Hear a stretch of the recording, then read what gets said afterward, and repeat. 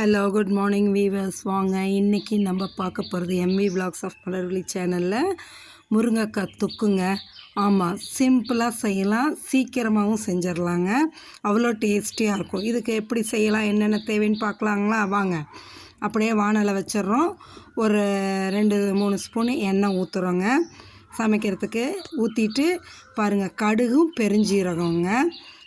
பெருஞ்சீரகம் கொஞ்சம் நிறையாவே போட்டுக்குங்க. போட்டு அது நல்லா பொரிஞ்சு வந்ததும் ஒரு பெரிய வெங்காயம் 2 நறுக்கி வச்சுருக்கேன், தக்காளி 2 நறுக்கி வச்சுருக்கேன், 2 முருங்கைக்காய் நறுக்கி வச்சுருக்கேங்க.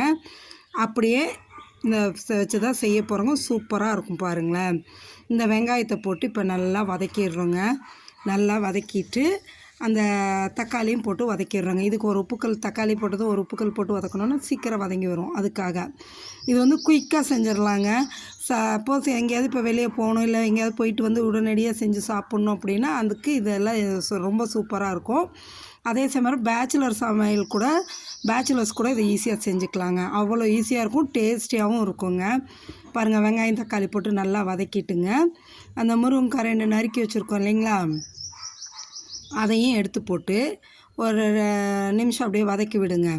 நல்லா வதக்கி விட்டுட்டு இதுக்கு வந்து அந்த தோல் வந்து கொஞ்சம் எடுத்துக்கிட்டால் நல்லாயிருக்குங்க.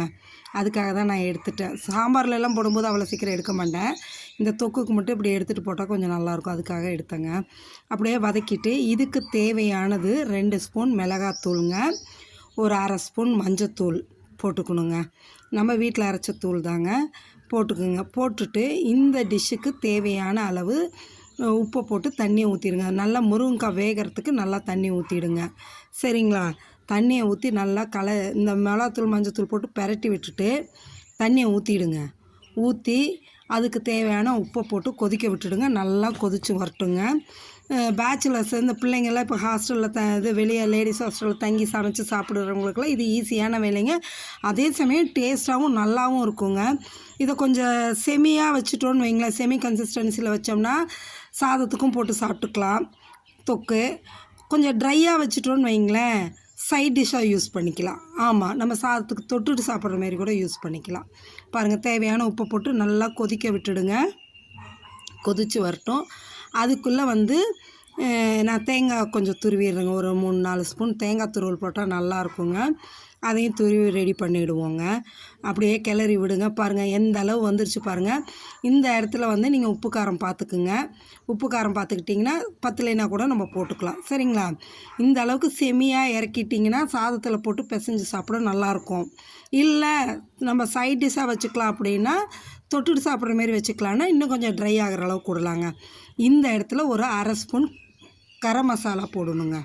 1/2 ஸ்பூன் கரம் மசாலா போட்டிங்கன்னு வைங்களேன், டேஸ்ட் இன்னும் சூப்பராக தூக்கி கொடுக்கும். அதுக்காக தான் நான் 1/2 ஸ்பூன் கரம் மசாலா போட்டேங்க. போட்டுட்டு நம்ம ஒரு 4 ஸ்பூன் தேங்காய் துருவல் வச்சுருக்கோம் பாருங்கள், அதையும் எடுத்து இதில் போட்டுடுங்க. போட்டு கிளறி விட்டுட்டு எடுத்துட்டோன்னா சுட சுட சாதம் வச்சு அதில் எடுத்து இதை போட்டு பிசைஞ்சு சாப்பிட்டோம்னா அவ்வளோ டேஸ்ட்டாக இருக்குங்க, நல்லாயிருக்கும். இமீடியட்டாக சீக்கிரமாக செய்கிறதுக்கு இந்த முருங்கைக்காய் தொக்கை நீங்களும் செஞ்சு பாருங்கள். செஞ்சு சாப்பிட்டு பார்த்துட்டு சொல்லுங்கள். இந்த வீடியோ பார்த்துட்டு சப்ஸ்கிரைப் பண்ணுங்கள். உங்கள் ஃப்ரெண்ட்ஸ் அண்ட் ரிலேட்டிவ்ஸ் ஷேர் பண்ணுங்கள், அவங்களையும் சப்ஸ்கிரைப் பண்ண சொல்லுங்கள். சரிங்களா?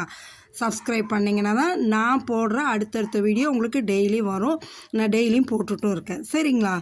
Okay, thank you viewers.